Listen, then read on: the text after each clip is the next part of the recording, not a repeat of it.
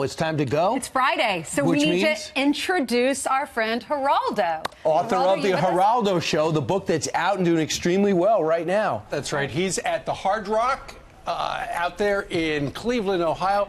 Geraldo, good morning. We want to read you two the glasses on. I know it. We want to read you the Hall of Fame, that is to say, Hard Rock Hall of Fame.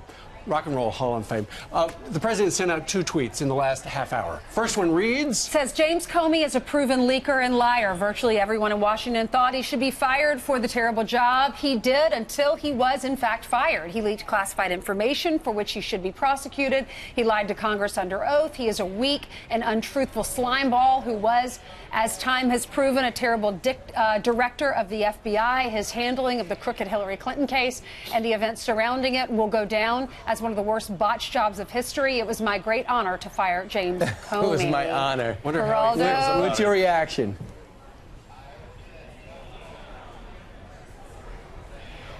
First of all, I apologize for the big delay, just with the remotes and everything. It's a kind of a lag. Excuse me. I understand that the president feels very strongly, passionately, almost a hatred for James Comey.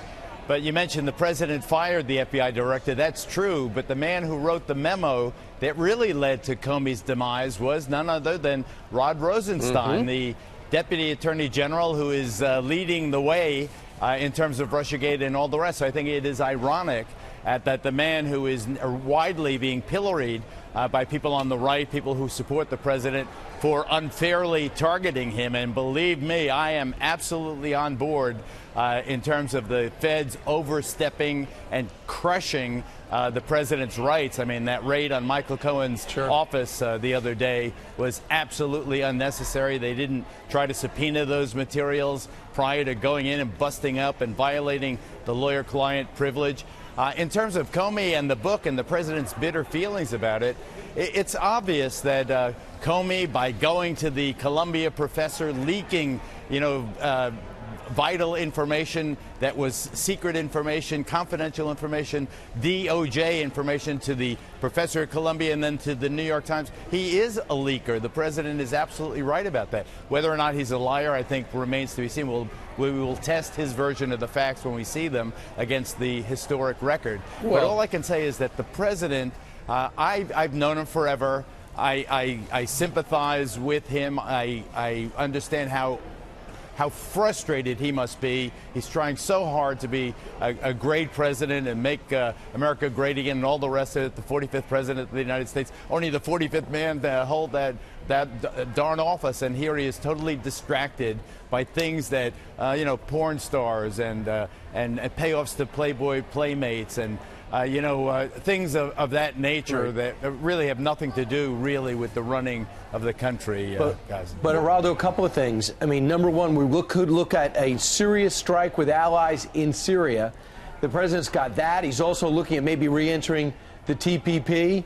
He's got major issues going on with this investigation. Could this Comey thing trump it all? Do you think this will be the #1 story? Oh, I have no doubt that Comey and now that the $30,000 payoff to a doorman about a purported love child that, in all likelihood, like the sordid events in Moscow never happened. But the president is dealing with all this tabloid stuff. Access Hollywood has resurfaced. My goodness. So it's the same old stuff. Access Hollywood again. Billy Bush again. The Playmate again. Stormy Daniels, the porn star again. When indeed, as you suggest, here he is contemplating what is a measured strike against Syria that will do more good than harm. The North Korean negotiations coming up. The TPP, the Trans-Pacific Partnership. I think it's brilliant for the president to reconsider the United States entering into this financial agreement with the countries that rim the Pacific Basin as a counterbalance to China. I don't think anything scares China more than the concept of the United States and all the other Pacific countries allied economically against the Chinese giant. It's just that the president wants a better deal than the one struck by the Obama administration. Geraldo. And I think that there's nothing wrong with that. I mean, it's just like NAFTA. Geraldo, if the president in the UK and France decide... I'm sorry, Allison.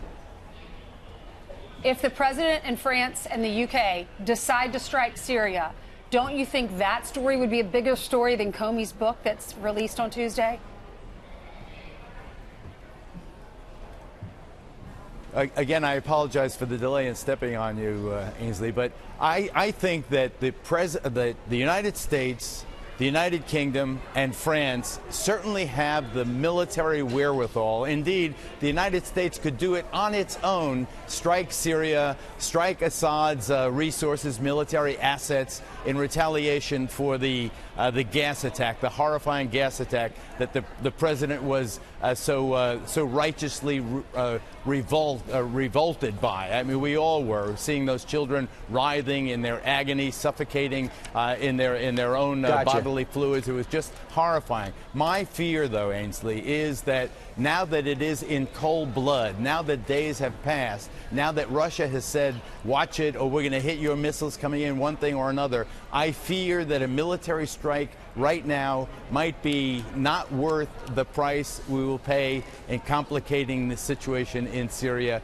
I want the president to think long and hard, as I'm sure he is doing, particularly now. He's got Mike Pompeo, he's got John Bolton, he's got some people around him that can advise him. I really do think that sometimes less is more, particularly when it's in cold blood. If we had done it right away, right after the gas strike, it would have been different. I fear that now the consequences might be more complicated than the benefit we might glean. All right. Go pick up his book, The Geraldo Show. He's on location out in Cleveland. Big book signing today. Geraldo, thanks so much. Great to see you last night and great to see you this morning. All right.